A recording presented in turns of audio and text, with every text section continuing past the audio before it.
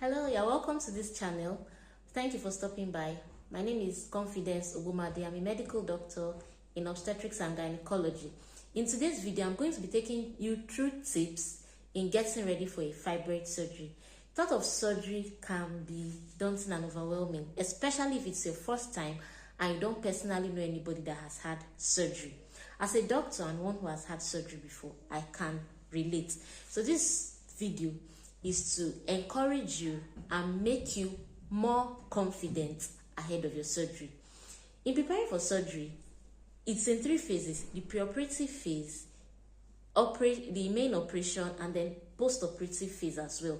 In the preoperative phase, there's a part for you and there's a part for your healthcare team that is going to take you through surgery. For your own preparation, first of all, I want you to have a positive mental attitude, to be optimistic. You may have had so many negative stories and a lot of hearsay about how surgery can go, but then I want you to be optimistic and have a positive mental attitude towards surgery, and just allay your anxieties, because when you're anxious, it can even affect your vital signs during surgery and even your recovery. So it's best that you're in a positive mental state ahead of your surgery. Number 2, you need to clear your schedule. I'm sure you already know this. If you're a business person or you're working in a corporate environment, you need to take leave for some weeks so that it covers the surgery period and even the recovery period, and which you're going to need a lot of time. Also, you need to prepare your house before going for surgery so that when you come back, you're not coming back to mixtures and all that. So long as it's an elective surgery, you have time to prepare and make your house conducive for your return. You would also need a support person in the hospital, and then even when you come back, to aid your recovery period. At the part of the hospital is going to counsel you on the procedure you're going to have.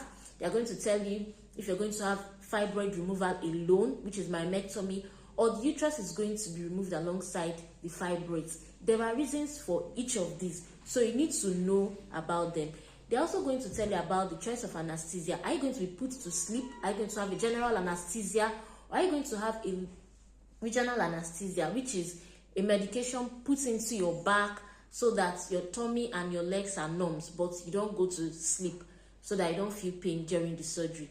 You're going to be told about which of them, and then you have the option of making a choice depending on your particular circumstance. Also, where the incision will be made, the cuts for the surgery, would it be made at the bikini line, or will it be made at the middle of your abdomen? That is a midline incision. If it's a huge fibroid, most times a midline incision may be used. You'll also be told about the cost. The cost is very important. In fact, that is what so many of our patients want to know. What is this surgery going to cost? Especially patients that are paying, if you're paying out of pocket and you're not under any form of insurance cover. Then the length of time you're going to spend in the hospital after surgery. How many days will you be on admission? Is it going to be up to a week? When is the likely time you're going to be discharged? You need to know this. Also, need for blood. Then it's also important that if you don't want blood transfusion for any reason, maybe for religious reasons, you should make your durable power of attorney available for citing and also to be attached to your medical records. To prevent bleeding, which is a potential complication of fibroid surgery, you're going to be optimized. Your blood levels is going to be optimized, which also brings me to the point about a workup. Most times, you're going to have a workup.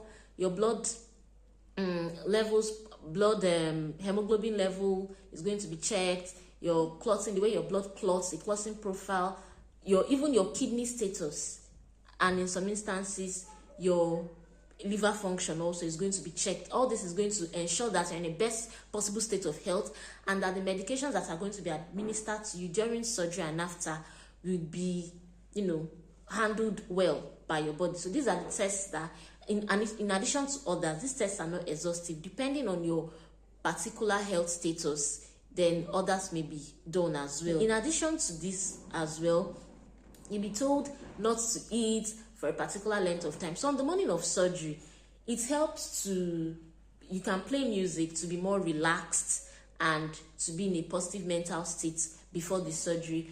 Also, the team is going to do some other things for you, like putting an IV line, through which your medications and infusion is going to be given.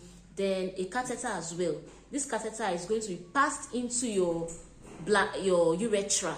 Your urethra is where your urine comes out from, so that the urine goes out continuously during surgery. Then you also need to sign a consent, very important. By the time all these things are explained to you, you would sign a consent, give signed consent for surgery. And then, of course, you may be shaved, and on the morning of surgery, you'll be wheeled to theater. In the theater, you're going to be seeing so many gadgets, different people, some faces you've not seen before. Don't be alarmed. By God's grace, everything will go well. And then it's good to have a competent team as well. When you're making a choice, this also brings me to something. The cost of surgery does not directly reflect the expertise. So it is not a bad idea to have a personal referral to the surgeon who is going to do your surgery. So you have a choice to get a second opinion, or then to have your surgery based on recommendation from a family member or a friend who has had surgery in a particular hospital or unit. Post-surgery, you may be told not to take anything by mouth for a couple of hours. That is normal until you've recovered from surgery, until your bowels start to move again. So the number of hours depends on the hospital and the unit where you did your surgery. But hopefully, it should not be more than 24 hours, barring any other event that has happened during surgery. Also, medications should be given. Intravenous medications, you'll be on fluids, and then even after surgery, your blood workup is going to be done again. Your blood work is going to be done again to be sure that you did not bleed a lot to jeopardize you during surgery. So this is going to be done as well. Also, you're going to be told the timing for oral medications, oral feeding. The IV line is going to be removed. The catheter is going to be removed. And it's also important to mention that whatever has been brought out from surgery, the fibroid nodules, they should be sent for histology. In the private setting, some patients, they feel like, we all know it's fibroid, so why do we need to bother? Doing a histology is very important. So kindly cooperate with your team to ensure that a histology is done. When you're discharged, you're going to be given an appointment, depending, maybe 1 to 2 weeks after, depending on the clinical scenario. I want to assure you once again and encourage you to have a positive mental attitude, be optimistic that your surgery is going to go well, ask questions, and then familiarize yourself with the team, with your doctor, with your surgeon, and you should do well. If you have any questions, anything you feel I did not address in this video, kindly ask in the comment section and I'll be ready to answer them. Thank you for stopping by. See you in the next video. Bye.